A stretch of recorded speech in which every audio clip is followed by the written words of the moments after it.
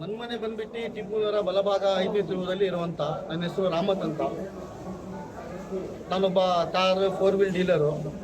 ಒಂದು ಆಕಸ್ಮಿಕವಾಗಿ ನಾನು ನಮ್ಮ ಮನೆಯಲ್ಲಿ ಏನೋ ಗಲಾಟೆ ಆಯಿತು ಅಂತೇಳಿ ನಮ್ಮ ಮನೆ ಮಗಳು ಕಾಲ್ ಮಾಡಿದ್ಲು. ಅಪ್ಪಾಜಿ ಯಾರೋ ಬಂದು ಇಲ್ಲಿ ಮನೆ ಹತ್ರ ಗಲಾಟೆ ಮಾಡ್ತಿದ್ದಾರೆ ಅಂತ. ಆ ಕ್ಷಣನೇ ನಾನು ಏನು ಮಾಡಿಬಿಟ್ಟೆ, ಗಾಡಿ ತೊಗೊಂಡು ಬೈಕ್ ತೊಗೊಂಡು ಹೋದ ತಕ್ಷಣ ಅಲ್ಲೊಂದು ಹುಡುಗರು ನಿಂತಿದ್ರು. ನಾನು ಅಲ್ಲಿ ಹೋಗಿ ಏನರಪ್ಪ ಅಂತ ಕೇಳಿದ ತಕ್ಷಣ ನನ್ನ ಮೇಲೆ ಬಡ್ಚಿಯಿಂದ ಎಲ್ಲರೂ ಅಟ್ಯಾಕ್ ಮಾಡಿಬಿಟ್ರು. ಅದರಲ್ಲಿ ಸಲ್ಮಾನ್ ಅಂತ ಹುಡುಗ ಇದ್ದ ಒಬ್ಬ, ಮತ್ತೆ ಇತರರು ಹೆಸರುಗಳಂತೂ ಗೊತ್ತಿಲ್ಲ ನನಗೆ. ಪರಿಚಯ ಇರೋರು ಸರ್ ಹೆಂಗೆ? ನನಗೆ ಪರಿಚಯನೂ ಇಲ್ಲ, ಅವ್ರು ಯಾರಂತ ಗೊತ್ತಿಲ್ಲ. ಅವ್ರ ಮುಖ ಪರಿಚಯ ಇದೆ, ಕೇರಿ ಬಕ್ಲು ಹುಡುಗರು ಅಂತ ಅಷ್ಟೇ. ಅಷ್ಟು ಬಿಟ್ಟರೆ ಮಂದಿಗೆ ಅವರು ಯಾರು ಏನು ಎಂತ ಅಂತ ಗೊತ್ತೇ ಇಲ್ಲ ವಿಷಯ. ಇದು ಏನು ಸರ್, ಏನು ಗಾಂಜಾ ಹಿಡಿದಿದ್ರೆ ಏನು ಹೇಗೆ ಅಂತ ಹೇಳಿ ಸರ್, ಇದು ಏನಪ್ಪಾ ಅಂತ ಹೇಳಿದ್ರೆ, ನಾನು ಒಂದು 15 ದಿವಸದ ಇದು ಒಂದು ಮರ್ಡರ್ ಕೇಸ್ ಆಗಿತ್ತು. ಆ ಒಂದು ಮರ್ಡರ್ ಕೇಸಲ್ಲಿ ಈಗ ನೋಡಿ, ಮೈಕಲ್ಲಿ ಸಾಧಾರಣ ಮಾತಾಡೋಕ್ಕೆ ನಾನೊಬ್ಬ ಸಮಾಜ ಸೇವಕ. ಈಗ ಏನಾದರೂ ಒಂದು ಆಯಿತು ಅಂತ ಹೇಳಿದ್ರೆ ಮಾಧ್ಯಮ ಮುಖಾಂತರ ನಾನು ಮಾತಾಡ್ತೀನಿ.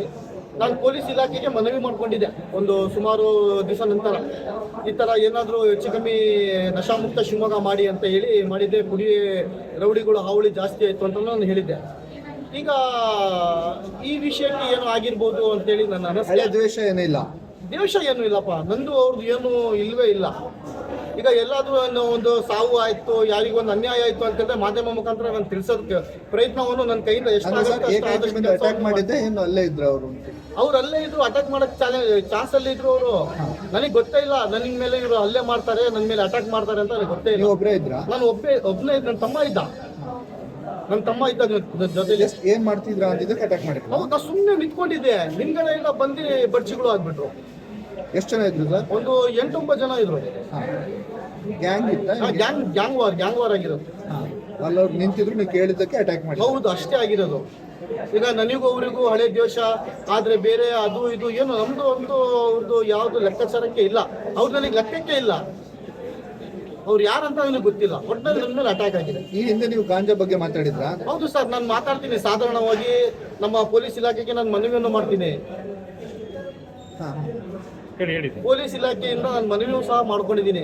ಸರ್, ಶಿವಮೊಗ್ಗ ಗಾಂಜಾ ಮುಕ್ತ ಮಾಡಿ, ನಶಾ ಮುಕ್ತ ಮಾಡಿ, ಕುಡಿ ಹಾವಳಿ ರೌಡಿಗಳು ಕಾಟ ಜಾಸ್ತಿ ಆಗಿಬಿಟ್ಟಿದೆ. ಇಲ್ಲಿ ಸಾಧಾರಣ ಶಿವಮೊಗ್ಗದಲ್ಲಿ ಅಶಾಂತಿ ಉಂಟಾಗ್ತಾ ಇದೆ.